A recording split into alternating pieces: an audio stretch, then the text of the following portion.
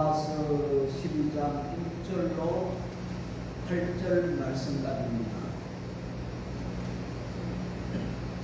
1절로 8절 말씀. 그러므로 형제들아, 내가 하나님의 모든 자비하심으로 너희를 권하노니 너희 몸을 하나님이 기뻐하시는 거룩한 산제소로 드리라. 이는 너희의 드릴 영적 예배니라.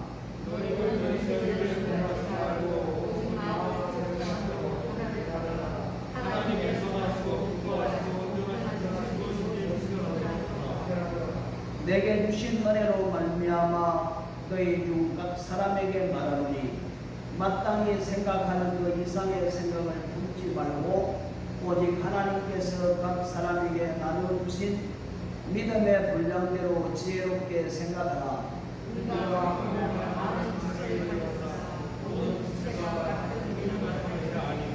이와 같이 우리의 많은 사람이 그리스도 안에서 한 몸이 되어 서로 지체가 되었느니라.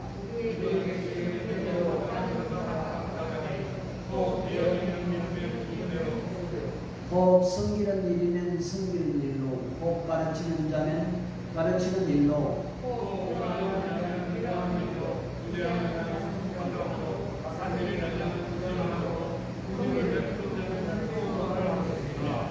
아멘. 하나님 아버지, 오늘도 주님을 기대합니다. 우리들의 마음을 연기하시고 또 우리의 마음을 만져주시고 또 우리의 마음 속에 하나님의 귀한 말씀의 씨앗이 떨어져서 또 자라나 많은 열매를 맺는 저희들이 되어야 될 줄을 믿습니다. 오늘 이 시간도 성령께서 우리 생각과 우리 마음과 우리 육체를 주장해 주시어서 온 시간 주님을 향한 뜨거운 마음으로 주님을 만나고 주님의 영광을 체험하는 복된 이 시간 될 수 있도록 성령께서 인도해 주옵소서. 많은 사람들이 어려운 가운데 있습니다. 주여 저들에게 위로와 은혜를 베풀어 주시고 오늘 이 시간도 하나님의 은혜 가운데 하나님의 축복을 경험하는 복된 이 시간 될 수 있도록 주께서 인도해 주옵소서. 예수님의 이름으로 기도드렸습니다. 아멘. 어떤 미션 컨퍼런스에서 모임을 가졌는데 우리 모임을 가질 때는 또 선교를 위해서 사역하는 또 선교 사역을 위해서 헌금하는 시간을 가집니다. 그래서 사람들이 큰 헌금 바구니를 가지고 찬양하면서 헌금을 합니다. 그런데 어떤 여인은 물질이 없어서 하나님 앞에 드릴 수 없어서 곰곰이 기도하며 하나님, 나에게 지금 선교 사역을 위해서 선교 헌금을 드려야 되는데 제게 물질이 없습니다. 그래서 자기 앞에 헌금 옮겨왔는데 저는 물질을 얻고 자기가 자기 자신이 그냥 벌쩍 뛰어서 헌금 바구니 속에 들어간다. 자기 자신을 하나님께 드린다고, 자기 몸을 하나님께 드린다고 그냥 헌금 바구니에 뛰어들고 깜짝 놀랐습니다. 아니 헌금을 해야 될 사람이 헌금을 하지 아니하고 자기 몸을 던져서 그 헌금 바구니에 들어간다. 그분의 신령은 자기는 가진 것 물질이 없지만은 자기 모든 것을 다 바쳐서 하나님께 드린다는 신령으로 아마 그렇게 뛰어드는 것 같습니다.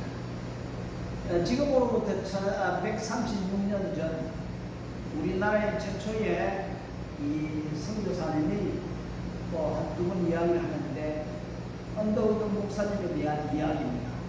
이분은 어렸을 때 주일학교 참석을 해서 예배를 드릴 때에 헌금 시간이 되면 헌금할 물질이 없어서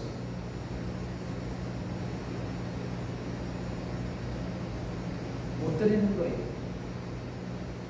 그런데 헌금 시간에 눈을 감고 하나님께 이렇게 기도했답니다. 하나님, 지금 내가 가지고 있는 헌금 드리는 돈은 없지만은 내 몸을 하나님 앞에 드리겠습니다. 이렇게 눈을 감고 기도를 했다는 거예요. 아니, 주일학교 선생님이 가만히 그 언더우드를 바라보니까 헌금 시간에 헌금을 하지 않고 눈을 감고 기도하는 거예요. 이상하다 그래서 물어봤습니다. 너 헌금 시간에 헌금하지 않고 왜 기도하느냐? 그랬더니 선생님, 제가 하나님 앞에 드릴 헌금이 없어서 헌금 드릴 때마다 눈을 감고 하나님 내 몸을 드립니다. 이렇게 기도했다는 거예요. 그래서 이 언더우드가 성장해서 목회가 되고 그리고 선교사가 되어서 한국에 들어와서 일생을 헌신했던 것을 볼 수가 있습니다. 지금 내가 가지고 있는 물질은 없지만은 내 몸을 하나님께 드리겠습니다. 그렇게 기도하고 그 기도의 결과 그 언더우드 선교사님은 한국에 들어와서 하나님 앞에 정말 산 제물로 드려졌다는 말씀이죠. 우리 오늘 본문 말씀에 보면은 사도 바울도 로마 교회를 향하여 그리고 오늘 모든 교회를 향하여 권면의 말씀을 하시는데 여러분의 몸을 하나님이 기뻐하는 거룩한 산 제물로 드리십시오. 이렇게 권면을 하고 있습니다. 여러분, 우리가 어떻게 하나님이 기뻐하시는 거룩한 산 제물로 드릴 수가 있겠습니까? 어떤 사람들은 많은 것을 꾸며서 아름답게 이렇게 포장해서 드리는 것이 하나님이 기뻐하다고 생각을 하는데 하나님은 전혀 그렇지 않습니다. 여기에서 하나님이 기뻐하는 거룩한 산 제물이라는 것은 우리가 가지고 있는 인간의 본래의 모습 그대로 참 모습 그대로 하나님 앞에 드리라는 겁니다. 꾸미지 말고 위장하지 말고 있는 것 자체로 하나님 앞에 드리라는 것을 말씀해 주고 있습니다. 옛날에 하나님께 제사를 드릴 때에 절대로 돌을 깎아서 하나님 앞에 제사 드리지 말라 했고 있는 그 모습 그대로 제사를 드리라고 말씀하고 있거든요. 그래서 오늘 우리가 하나님이 기뻐하시는 거룩한 산 제물로 우리 육신을 드린다는 것은 우리 있는 모습 그대로 하나님 앞에 드리라고 하신 말씀입니다. 참모습으로. 그러면 이 말씀이 구체적으로 무슨 뜻인가 오늘 한번 생각해 보려고 하겠습니다. 우리가 하나님이 기뻐하는 거룩한 산 제물로 우리 육신을 드린다는 것은 첫 번째, 우리가 지금까지 살아온 우리 경험을 하나님 앞에 드리라는 말씀입니다. 그렇습니다. 누구나 다 인생을 살아온 경험이 있다는 말씀입니다. 우리 505 성도들의 인생에 히스토리가 있을 것이고 차종창 성도님은 그 성도님대로 인생의 히스토리가 있다는 말씀입니다. 이 경험을 드린다는 것은 우리가 인생에 살아온 만큼 우리 생의 경험을 드린다는 뜻인데 청년은 청년으로서 경험이 있고 장년은 장년으로서 경험이 있고 노인은 노인으로서 생의 경험을 가지고 있습니다. 경험을 드린다는 것은 자기 자신이 살아온 그 시점까지 모든 것을 하나님께 내놓는다는 겁니다. 쉽게 생각하면은 우리 차종참 행정님은 뭘 전문적인 프로페셔널을 가지고 있냐면은 이 프로그램을 잘 만드는 그런 경험을 가지고 있거든요. 그럼 그것을 통해서 어디든지 하나님의 쓰심에 내놓는 것, 자기 경험 그걸 드러내놓는 것, 이것이 우리의 산 제물로 드리는 것이다, 이렇게 볼 수가 있습니다. 그리고 우리가 하나님이 기뻐하는 산 제물이라는 것은, 우리의 참모습을 드린다는 것은 우리 부서지고 깨어지고 있는 그대로의 모습을 드리라는 말씀입니다. 우리가 가식적으로 이중적으로 무언가를 꾸며서 받고 아름답게 드리라는 것이 아닙니다. 여러분, 우리가 죄인 있는 그 모습 그대로, 우리가 나쁜 사람 그 모습 그대로 드리라는 겁니다. 하나님은 우리의 의를 안 받아요. 도덕적인 의를 받지 않습니다. 여러분, 예수님께서 왜 이 땅에 오셨습니까? 죄인을 부르러 왔습니까? 의인을 부르러 왔습니까? 의인은 필요가 없는 거예요. 죄인을 부르러 왔다고 말씀하고 있거든요. 그래서 우리 깨진 상한 심령, 그 어려운 마음 그대로 하나님 앞에 드리라고 말씀을 하고 있습니다. 하나님은 우리의 의를 받아들이지 않습니다. 우리의 의는 하나님께서 기뻐 받으신 거룩한 샘 제물이 될 수가 없습니다. 하나님께서 기뻐 받으신 거룩한 제물이란 우리의 도덕적인 의가 아니라 우리의 인생의 참된 모습 그대로를 드리라는 것을 말씀해 주고 있습니다. 그러므로 하나님께 우리의 참모습을 드린다고 할 때 거기에는 부서지고 깨어지고 병들고 참 여러가지 모든 것이 다 포함되어 있다는 것을 말씀해 주고 있습니다. 이것이 하나님 앞에 드리는 산 제물이라 이렇게 볼 수가 있습니다. 그런데 이스라엘 백성들은 오해를 했습니다. 잘못 오해를 했습니다. 하나님은 꾸미고 아름답고 화려하고 좋은 것을 원하는 줄 알았던 것을 볼 수가 있습니다. 그래서 이스라엘 백성들은 아주 하나님이 기뻐한다고 하여서 화려한 성전을 만들었습니다. 또 살찐 송아지를 드렸습니다. 형식적인 종교의식을 생각했습니다. 그런데 하나님은 아모스 선지자를 통해서 뭐라고 이야기를 했냐면, 얘들아, 나는 너희가 벌이는 절기 행사들이 정말 역겹고 싫다. 너희가 성회로 모여도 도무지 내가 기뻐하지 못한다. 너희가 모여서 나 앞에 모든 악기를 동원해서 노래를 한다 할지라도 너희가 번제물로, 너희가 화목제물로 드린다 할지라도 나는 기뻐하지 않는다고 이렇게 말씀을 하고 있거든요. 우리 생각에는 하나님 앞에 번제를 드리고 화목제를 드리고 좋은 것을 드리면 하나님이 기뻐할 줄 알았는데 하나님이 전혀 기뻐하지 않는다고 말씀을 하고 있거든요. 이스라엘 백성은 그렇게 했는데 아모스 선지자를 통해서 외칩니다. 하나님 번제를 좋아하지 않아. 하나님 화목제를 좋아하지 않아. 너희들이 나와서 아름답게 노래하고 모든 악기를 동원해서 형식적인 예배를 드린다 할지라도 하나님이 이것을 좋아하지 않네. 이렇게 말씀합니다. 그런데 우리 시편 51편 말씀에 보면은 한 사람이 이것을 깨닫게 되었습니다. 하나님이 기뻐 받으신 제사가 무엇인가?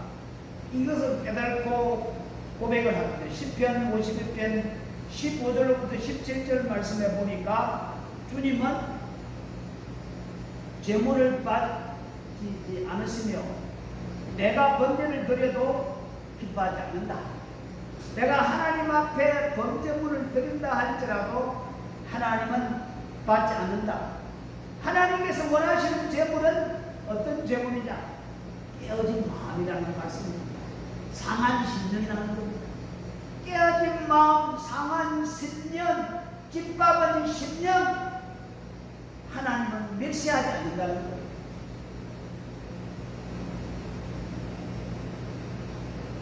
시편 기자는 우리에게 하나님이 기뻐 받으시는 건 뭐냐? 상한 심령이래요. 깨어진 마음이래요. 통해하는 마음이래요. 하나님이 이걸 기뻐한다고 말씀하고 있습니다. 참, 우리가 생각할 때에 하나님은 이런 것을 좋아할 거야. 그런데 우리의 생각과 하나님의 생각은 다르다는 말씀입니다. 이 사람들이 뭘 좋아합니까? 사람들은 약한 것을 별로 좋아하지 않습니다. 또 깨어진 것을 싫어합니다. 언제나 화려하고 포장되고 아름답게 꾸민 그런 것을 좋아합니다.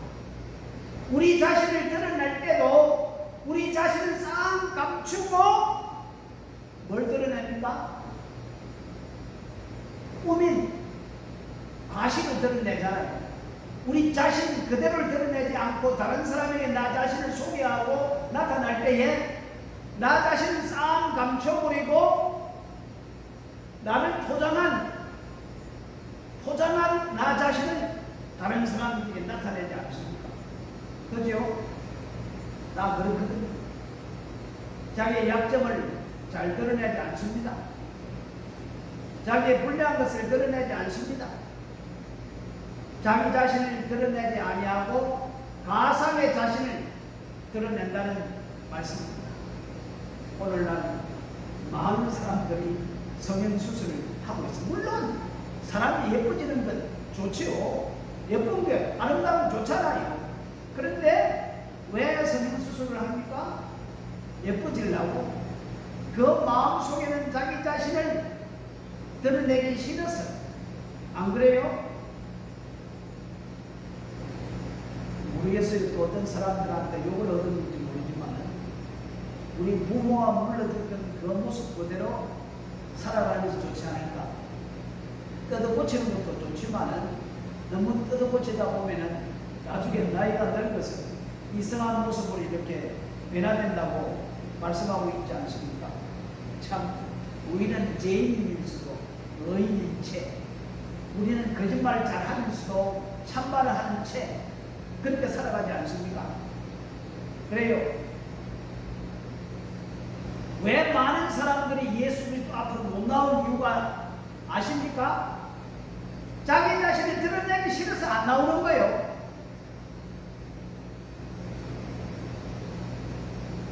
예수께서 당신을 위해서 모든 걸 주셨습니다. 하나님 앞에 예배를 드십시오. 이런 핑계 저런 핑계 되지 않습니까? 사정이 이래서 어려워서 힘들어서 내 마음이 허락지 않아. 하여튼 인간들은 자기 자신을 드러내지 않고 자기 가식된 것을 드러내는 거예요. 솔직하게 자기 자신을 드러내는 참 좋은데 그걸 잘 드러내지 않는 거예요.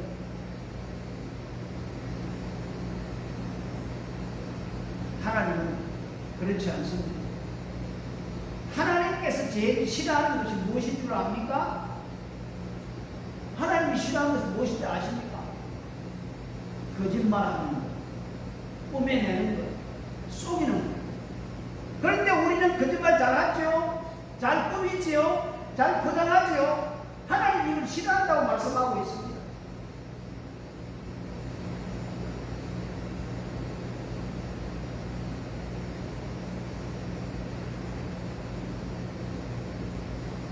여러분, 우리의 모습이 언제 드러날까요?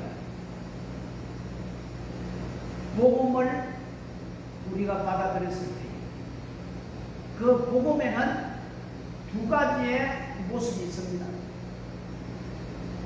한 가지는 그 복음을 통해서 우리가 성찰이 되거든요. 내가 누구인지 나 자신이 드러내는 거예요. 자기 성찰이 된다는 말씀입니다. 말씀을 통해서, 복음을 통해서 내가 누구인지 나 자신을 드러내고, 또 한편으로는 그 말씀 속에 하나님 우리를 사랑하고 우리 허물과 죄악들을 덮어준다는 그런 말씀. 복음이 무엇입니까? 복된 소식이지 않습니까? 기쁜 소식이지 않습니까? 죄인이 용서를 받는, 죄인이 변화되어 의인이 되는 그것이 복된 소식인 것을 볼 수가 있거든요. 그래서 복음은 양면성이 있다는 것을 우리에게 잘 가르쳐주고 있습니다. 결혼하신 분은 이런 경험을 했을 겁니다. 연애할 때는 모두가 다 좋게 보였는데 결혼하고 같이 살다 보니까 눈에 안 보이던 것이 이제 보이기 시작을 합니다. 이 숨겨진 것이 이제 드러나기 시작이 됩니다. 여러분, 하나님은 우리를 원하는데 뭘 원하는가? 우리의 가식적이고 꾸민 것을 원하는 게 아니고 있는 모습 그대로 하나님이 원하신다는 사실을 우리는 알아야 됩니다. 바로 그것이 하나님 앞에 드려지는 산제물이 된다는 것입니다. 다음으로 하나님이 기뻐 받으시는 산제물은 계속적으로 우리가 변화되고 우리가 하나님의 말씀에 순종하고 나가는 것. 우리 지난 시간에 우리 생각을 바꿔야 된다. 우리의 감정을 바꿔야 된다. 우리의 의지를 바꿔야 된다고 말씀하고 있습니다. 하나님을 사랑하고, 하나님을 사랑할 때에 우리의 모든 것을 다 동원해서 하나님을 사랑하고, 그리고 이웃을 사랑하고, 그리고 자연 만물을 사랑하고, 자연 만물을 사용한다면 자연 보호를 잘 한다는 겁니다. 하나님이 만드신 이 피조물 세계를 잘 가꾸고 잘 보호하는 것, 이것이 변화된 삶이라 이렇게 볼 수가 있습니다. 옛날에는 예수 믿기 전에는 자연을 파괴했지만은 예수를 믿고 나니까 우리가 자연을 관리한 관리자로서 자연을 보호해야 되겠다 하는 그런 마음이 변화된다는 겁니다. 그래서 우리는 계속적으로 변화가 되어야 돼요. 변화가 되고, 그리고 순종을 해야 돼요. 누구처럼? 예수님처럼. 예수님은 자기 자신을 죽기까지 십자가에 순종했다라고 이렇게 말씀을 하고 있거든요. 오늘 오후에 우리 필리핀 예배 3시에 이 크리스마스와 감사절 예배가 있는데 제가 이것을 한번 물어보려고 지금 생각을 하고 있거든요. 자, 여러분들이 태어났는데 태어나는 목적이 살기 위해서 태어났습니까? 아니면 죽기 위해서 태어났습니까? 한번 물어볼게요. 자동차 백년이 우리 차성로님이 이 땅에 태어났는데 죽기 위해서 태어났어요? 아니면 살기 위해서 태어났어요?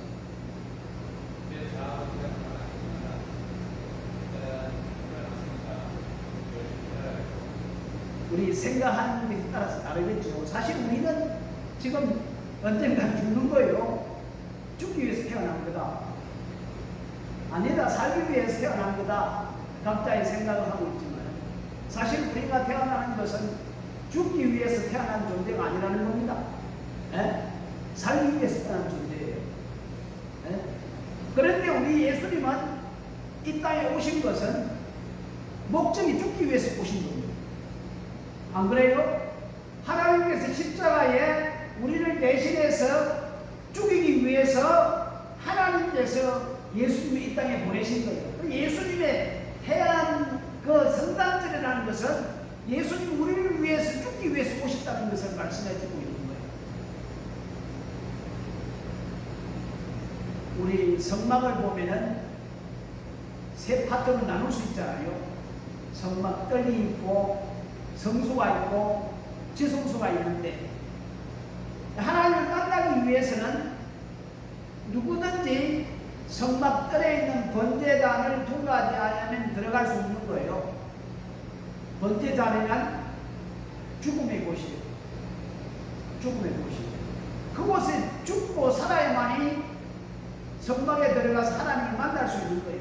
그래서 예수님께서 뭐라고 말씀했습니까? 나는 길이요 진리요 생명이니 나로 말미암지 않고는 아버지께로 올 자가 없느니라. 성막 안에 계신 하나님을 만나기 위해서는 번제를 통과해야 된다는 겁니다. 예수 그리스도 통과해야 되는, 번제라는 것은 예수 그리스도 십자가를 말씀해 주고 있거든요. 우리가 하나님을 만날 수 있는 방법은 예수님의 십자가를 통해서, 예수님을 통해서 하나님을 만날 수 있다는 것을 우리에게 말씀해 주고 있다는 겁니다. 예수님의 탄생은 우리를 위해서 죽기 위해서, 우리를 위해서 희생하기 위해서 태어났다는 사실입니다. 그러므로 우리는 감사 아니 될 수 없습니다. 야, 나를 살리기 위해서, 나에게 생명을 주기 위해서 예수님께서 나를 위해 죽으러 오셨구나. 얼마나 감사합니까? 그래서 이 성탄절은 예수님께서 나를 위해서 죽으러 오신 날이라는 것, 우리는 기억하면서 감사해야 돼요. 감사해야 된다는 것. 여러분,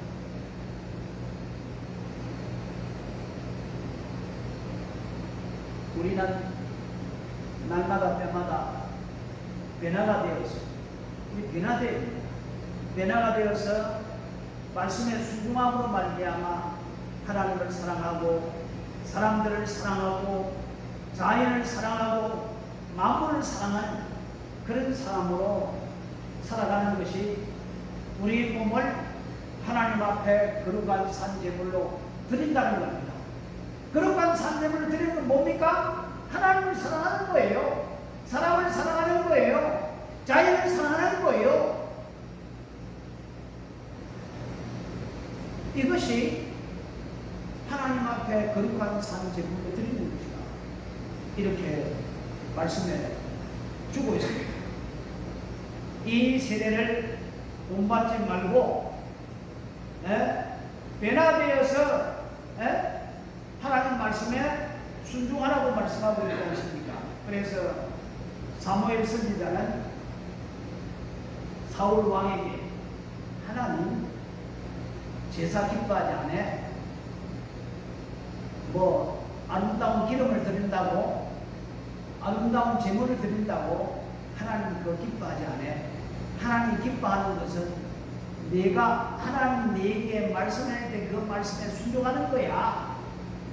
사무엘이 사울 왕에게 그렇게 말했잖아요. 우리가 예배를 아름답게 드리는 것도 중요하지만은 그것보다 더 중요한 것은 내가 하나님의 말씀에 순종하고 있나 아니냐, 그게 더 중요하다는 것을 우리에게 말씀해 주고 있다는 말씀입니다.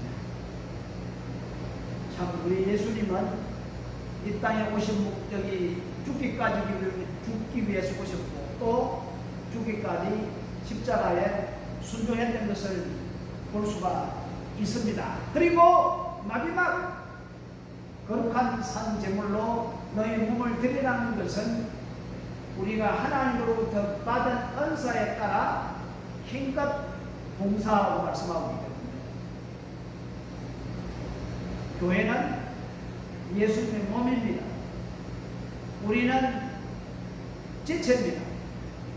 손의 기능을 가지고 있는 사람은 손의 역할을 감당하고, 입의 기능을 가진 사람은 입의 역할을 감당하고, 발의 기능을 가진 사람은 발의 기능을 감당하고, 귀의 기능을 가진 사람은 귀의 기능을 감당해야만이 몸이 자유롭게 움직이며 정상적으로 살아갈 수 있다는 거예요.